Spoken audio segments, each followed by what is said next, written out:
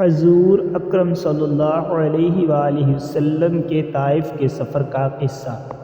نبوت مل جانے کے بعد 9 برس تک نبی اکرم صلی اللہ علیہ وآلہ وسلم مکہ مکرمہ میں تبلیغ فرماتے رہے اور قوم کی ہدایت اور اصلاح کی کوشش فرماتے رہے، لیکن تھوڑی سی جماعت کے سوا جو مسلمان ہو گئی تھی اور تھوڑے سے ایسے لوگوں کے علاوہ جو باوجود مسلمان نہ ہونے کے آپ کی مدد کرتے تھے۔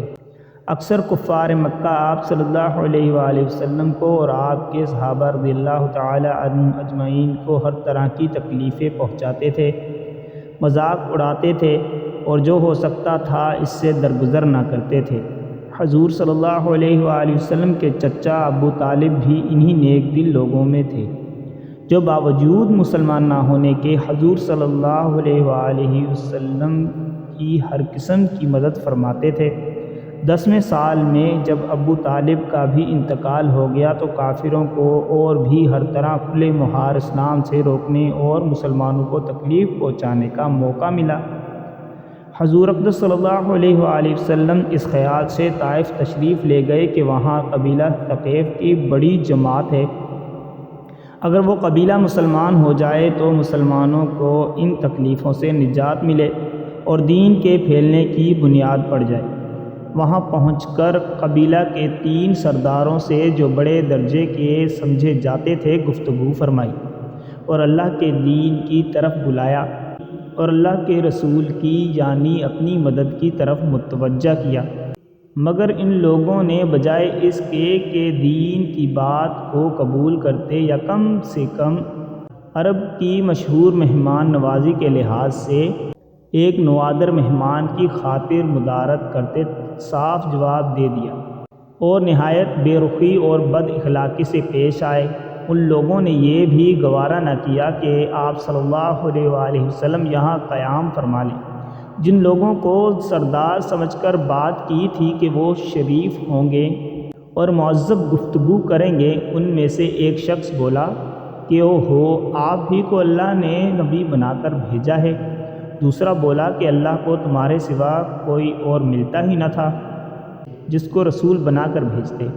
تیسرے نے کہا کہ میں تجھ سے بات کرنا نہیں چاہتا، اس لیے کہ اگر تو واقعی نبی ہے جیسا کہ دعویٰ ہے تو تیری بات سے انکار کر دینا مصیبت سے خالی نہیں، اور اگر جھوٹ ہے تو میں ایسے شخص سے بات کرنا نہیں چاہتا۔ اس کے بعد ان لوگوں سے نا امید ہو کر حضور اکرم صلی اللہ علیہ وآلہ وسلم نے اور لوگوں سے بات کرنے کا ارادہ فرمایا کہ آپ صلی اللہ علیہ وآلہ وسلم تو ہمت اور استقلال کے پہاڑ تھے، مگر کسی نے بھی قبول نہ کیا، بلکہ بجائے قبول کرنے کے حضور صلی اللہ علیہ وآلہ وسلم سے کہا کہ ہمارے شہر سے فوراً نکل جاؤ اور جہاں تمہاری چاہت کی جگہ ہو وہاں چلے جاؤ۔ حضور اکرم صلی اللہ علیہ وآلہ وسلم جب ان سے بالکل مایوس ہو کر واپس ہونے لگے تو ان لوگوں نے شہر کے لڑکوں کو پیچھے لگا دیا کہ آپ صلی اللہ علیہ وآلہ وسلم کا مذاق اڑائیں، تالیاں پیٹیں، پتھر ماریں، حتیٰ کہ آپ صلی اللہ علیہ وآلہ وسلم کے دونوں جوتے خون کی جاری ہونے سے رنگین ہو گئے۔ حضور اقدس صلی اللہ علیہ وآلہ وسلم اسی حالت میں واپس ہوئے۔ جب راستے میں ایک جگہ ان شریروں سے اطمینان ہوا تو حضور صلی اللہ علیہ وآلہ وسلم نے یہ دعا مانگی، اے اللہ، تجھ سے شکایت کرتا ہوں میں اپنی کمزوری اور بے کسی کی اور لوگوں میں ذلت اور رسوائی کی۔ اے ارحم الراحمین، تو ہی ضعفاء کا رب ہے اور تو ہی میرا پروردگار ہے۔ تو مجھے کس کے حوالے کرتا ہے؟ کسی اجنبی بیگانہ کے جو مجھے دیکھ کر ترش روح ہوتا ہے اور منہ چڑھاتا ہے، یا کہ کسی دشمن کے جس کو تو نے مجھ پر قابو دے دیا؟ اے اللہ، اگر تو مجھ سے ناراض نہیں ہے تو مجھے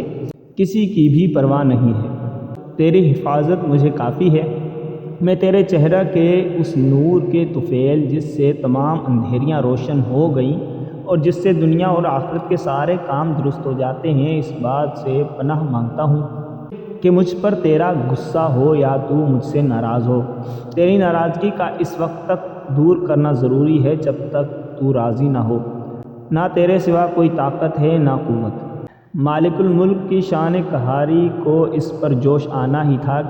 کہ حضرت جبرائیل علیہ السلام نے آ کر سلام کیا اور عرض کیا کہ اللہ تعالیٰ نے آپ کی قوم کی وہ گفتگو جو آپ سے ہوئی سنی اور ان کے جوابات سنے، اور ایک فرشتہ کو جس کے متعلق پہاڑوں کی خدمت ہے آپ کے پاس بھیجا ہے کہ آپ جو چاہیں اس کو حکم دیں۔ اس کے بعد اس فرشتے نے سلام کیا اور عرض کیا کہ جو ارشاد ہو میں اس کی تعمیل کروں گا، اگر ارشاد ہو تو دونوں جانب کے پہاڑوں کو ملا دوں جس سے یہ سب درمیان میں کچل جائیں،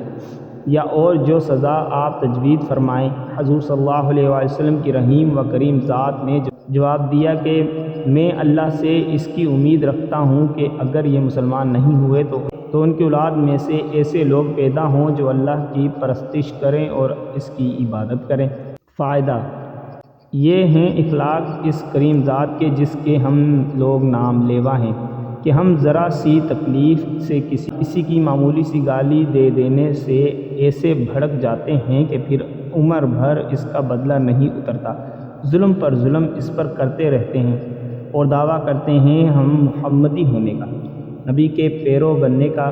نبی کریم صلی اللہ علیہ وآلہ وسلم اتنے سخت تکلیف اور مشقت اٹھانے کے باوجود نہ بد دعا فرماتے ہیں نہ کوئی بدلہ لیتے ہیں۔ سبحان اللہ۔